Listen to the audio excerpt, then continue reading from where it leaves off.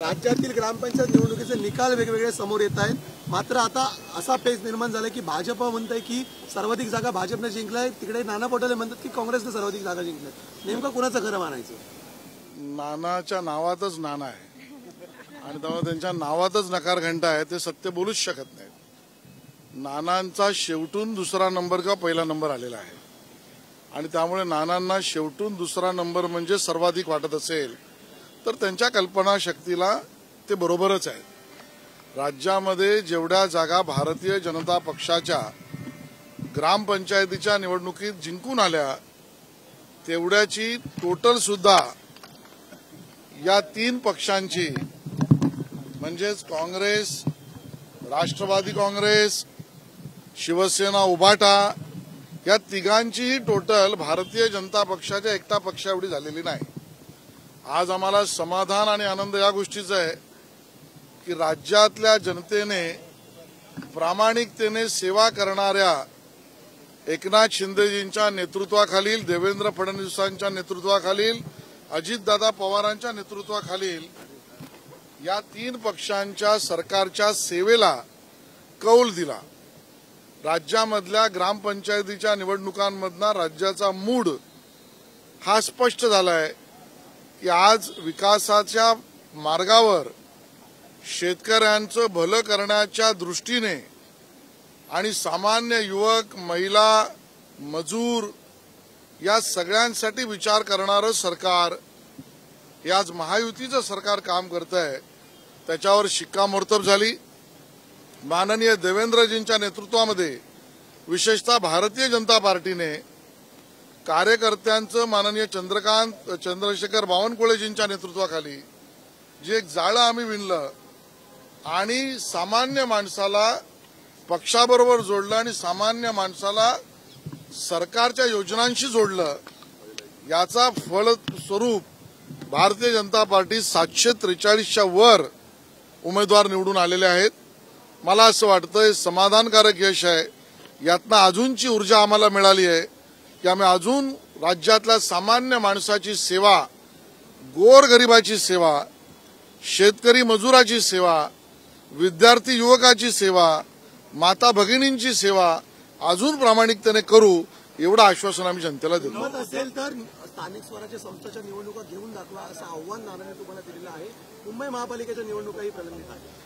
नाना पटोलेंनी एवढी खुमखुमी असेल तर त्यांनाच माझा डायरेक्ट थेट आव्हान आहे.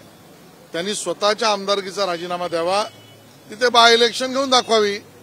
नानांची हिंमत असेल तर स्वतःच्या जागेची बाय इलेक्शन घ्यावी, तिथे त्यांना चारी मुंड्याचीत भारतीय जनता पार्टीने महायुती करेल. उद्धव ठाकरेंच्या जो पक्ष आहे उभाटा याला मात्र शेवटच्या नंबरवरती थांबावं लागलेलं आहे. याचाच अर्थ उद्धव बाळासाहेब ठाकरे गटाला महाराष्ट्रातल्या मराठी माणसाने आणि महाराष्ट्रीयन माणसाने झिडकारलंय. त्यांनी बाळासाहेबांच्या विचाराशी केलेली प्रतारणा महाराष्ट्राला मान्य नव्हे. उद्धवजींनी बदललेले विचार आणि मतांसाठी सुरू केलेलं लांगुल चालन याला महाराष्ट्रातल्या मराठी माणसाने लाथ मारली आहे. उद्धवजींनी केलेला काँग्रेसशी युती आणि राम जन्मभूमी, राम मंदिर, राम वर्गणी याची केलेली चेष्टा ही महाराष्ट्रातल्या मराठी माणसाला आवडलेली नाहीये, हे यातनं स्पष्ट दिसतंय. अजितदादा आल्यामुळे कुठेतरी महायुतीला फायदा झाला असेल तर मग विधानसभा निवडणुका घेऊन दाखवा, विधानसभा बरखास्त करा असं आव्हान काँग्रेस देते. मुळामध्ये ज्यांना खुमखुमी आहे त्यांनी हे करावं. काँग्रेसला आमचं प्रतिआव्हान आहेच की तुम्ही ज्या निवडणुकीत जी सीट ठरवा, नानांची ठरवा, अशोक चव्हाणांची ठरवा किंवा कुठली लोकसभेची तुमची सीटच नाही म्हणा, पण अजून काय असेल तर ती सीट ठरवा, त्यावर बाय इलेक्शन घेऊ. आणि म्हणून एक मराठीत म्हण आहे, उथळ पाण्याला खळखळाट भारी, रिकामं भांड खूप वाचतं. नाना पटोलेंचं तेच झालंय. राज्यातलं मराठा आंदोलन शांततेचं आहे, पण तो मंत्री छगन भुजबळ आज आक्रमक राहिले पाहायला मिळत आहेत. ओबीसींनी रस्त्यावर उतरा असं आव्हान ते करतात आणि कुठेतरी मागच्या दारानं सरसकट पूर्वी प्रमाणपत्र ओबीसी आरक्षणातून दिली जात आहेत आणि ओबीसींवर घात केला जातो असं त्यांनी आक्षेप घेतला. आज त्यांनी पत्रकार परिषद सुद्धा घेतली. मला वाटतं याच्यावर प्रतिक्रिया आणि मत आज इथे मांडण्या अगोदर मी अभ्यास करून त्यावर प्रतिक्रिया मांडेन. पहिल्यांदाच जम्मू काश्मीरच्या सीमेवरती छत्रपतींचा पुतळा लावण्यात येणार आहे. मुख्यमंत्री एकनाथ शिंदे आणि सांस्कृतिक मंत्री मुनगंटीवार आता रवाना झालेले आहेत. कशा प्रकारे काय प्रतिक्रिया द्याल? खरंच आहे, आमच्या महाराजांनी, छत्रपती शिवाजी महाराजांनी अटके पार एका अर्थाने मराठा आणि हिंदूंचा झेंडा फडकवला आणि म्हणून आमच्या राजाची सेवा करावी तेवढी कमी. काँग्रेस राष्ट्रवादीनी उभाटा केवळ बोलघेवडेपणा करतात. भारतीय जनता पार्टी, एकनाथ शिंदेजी आणि अजितदादांचं सरकार जवळजवळ अटके पार म्हणजे सीमेवर छत्रपती शिवाजी महाराजांचा त्या ठिकाणी पूर्णाकृती पुतळा हा या देशाला, या देशाचं संरक्षण करणाऱ्या सैन्याला आणि आपल्या भारतासाठी झटणाऱ्या प्रत्येक माणसाला बळ देईल. केवळ तेवढंच नाही, आसाममध्ये जाणता राजाचे प्रयोग होतील, उत्तर प्रदेशमध्ये छत्रपती शिवाजी महाराजांचं आग्र्यात दालन होतं. या देशभरामध्ये माझ्या राजाची जी कीर्ती आहे त्याला योग्य पद्धतीने पसरवण्याचं काम केवळ भारतीय जनता पार्टी करते आहे. आणि त्याच्यावर सर्वात मोठं तर माननीय प्रधानमंत्री नरेंद्र मोदीजींनी या देशाच्या संरक्षण व्यवस्थेच्या असलेल्या आमच्या नेव्हीचा त्या ठिकाणी असलेला ध्वज, त्याच्यावर छत्रपती शिवाजी महाराजांची किमया म्हणजे अष्टमुद्रा त्या ठिकाणी ठेवली. मला वाटतं हे सगळं उद्धवजींना समजलं पाहिजे की काँग्रेसच्या काळात झालं नाही, ज्या काँग्रेस बरोबर तुम्ही लाडीगोडीने बसला आहात. आशीष जी, जिस तरीके से बीजेपी को लोग कह रहे थे कि अब कहीं न कहीं खत्म होती पार्टी है, लेकिन आज के जो चुनावी नतीजे हैं वो कैसे देखते हैं? भारतीय जनता पार्टी को समाधान है. हम खुश भी है कि महाराष्ट्र की सामान्य जनता ने अपना मत और आशीर्वाद भारतीय जनता पार्टी को सबसे ज्यादा दिया. आज महायुति में भारतीय जनता पार्टी, एकनाथ शिंदे जी की शिवसेना, अजीत दादा पवार की राष्ट्रवादी कांग्रेस, इसको बहुत बड़ा यश मिला. और सबसे निचला रिजल्ट या नीचे से पहला नंबर उद्धव जी के पार्टी का आया. कांग्रेस, राष्ट्रवादी कांग्रेस और उद्धव जी का दल, ये तीनों के आंकड़े भी मिलाए तो ग्राम पंचायत में भारतीय जनता पार्टी को मिला हुआ यश ये तीनों के आंकड़ों से भी दुगने से ज्यादा है.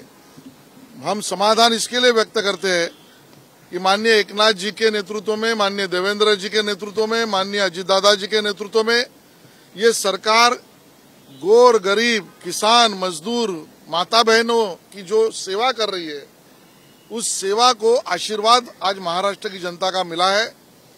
और उसके कारण अब महाराष्ट्र की जनता का यह आशीर्वाद नम्रता से स्वीकार कर आगे और भी सेवा का व्रत हमारा हम करते रहेंगे, इतना हमारा प्रण यहाँ पर व्यक्त करते हैं. शेवटचा प्रश्न. छत्रपति शिवाजी महाराज का जो स्टैच्यू जम्मू कश्मीर में लगाया जा रहा है, इसे कैसे देखते हैं? हमारे राजा का कर्तृत्व और उसका शंखनाद पूरे दुनिया में होना चाहिए, ये हर हिंदू, हर मराठी व्यक्ति की मनोकामना है. आज महाराष्ट्र की सरकार के प्रयासों से आज भारत के सीमा पर छत्रपति शिवाजी महाराज जैसे हमारे एक योद्धा राजा का वहां पर स्टैच्यू बिठाया जा रहा है. ये हमारे सैन्य दल को तो बल देगा, लेकिन उस हर भारतीय को बल देगा जो भारत के ऊपर देश प्रेम से ओतप्रोत होकर प्रेम करता है. हम इस बात को उजागर करना चाहते हैं कि सिर्फ यही नहीं, असम में हमारे मुख्यमंत्री वहां छत्रपति शिवाजी महाराज जी के जीवनी पर वहां पर प्रयोग यानी नाट्य मालिका प्रस्तुत कर रहे हैं. वहीं पर हम उत्तर प्रदेश में आगरा में हमारे वहां के मुख्यमंत्री योगी जी छत्रपति शिवाजी महाराज जी का दालन निर्माण कर रहे हैं. और इससे ऊपर सबसे ज्यादा हमारे देश के लाडले प्रधानमंत्री नरेंद्र मोदी जी ने तो भारतीय सैन्य दल की नेवी के ध्वज के ऊपर छत्रपति शिवाजी महाराज के कर्तृत्व की अष्टमुद्रा को वहां पर प्रतिबिंबित किया. छत्रपति शिवाजी महाराज के पराक्रम का परिचय पूरे दुनिया में और सुचारू रूप से आगे बढ़ाने का काम केवल और केवल भारतीय जनता पार्टी कर रही है. उद्धव जी ये समझ ले, गए 50 साल में कांग्रेस का शासन था, उन्होंने कभी भी छत्रपति शिवाजी महाराज जी का और विक्रम और पराक्रम का परिचय करने का कोई भी काम नहीं किया. तर शेवटचा प्रश्न. बीडमध्ये झालेली जी हिंसा होती त्याला छगन भुजबळ यांनी सरकारला जबाबदार धरलेलं आहे. पोलिसांच्या गुप्तवार्ता शाखेचं हे अपयश असल्याचं त्यांनी म्हटलं. गृह खात्याने केलेलं काम त्यावेळेला आणि त्यानंतर हे जनतेसमोर आहे. आणि म्हणून गृह खात्याचं काम हे सामान्य माणसाला न्याय देण्याचं आहे आणि तेच काम गृह खातं करत आहे, याचं मला 100% शाश्वती आहे. गृह विभाग को लेकर के पहले सुप्रिया सुले की तरफ से लगातार सवाल खड़े किए जा रहे थे. अब छगन भुजबल ने कहा देखिए, सुप्रिया जी जो बोल रही है उनका फ्रस्ट्रेशन है. मेरे हाथ से मेरी गद्दी क्यों चली गई, और उद्धव जी के सुपुत्र आदित्य जी जो बोल रहे हैं वो मेरा कुटुंब मेरी जिम्मेदारी से मेरी सरकार क्यों चली गई, उनका ये फ्रस्ट्रेशन है, उससे ज्यादा कुछ नहीं.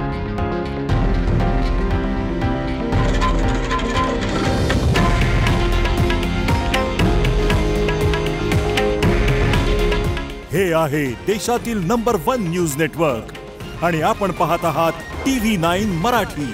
काळजी तुमची, हित महाराष्ट्राचं.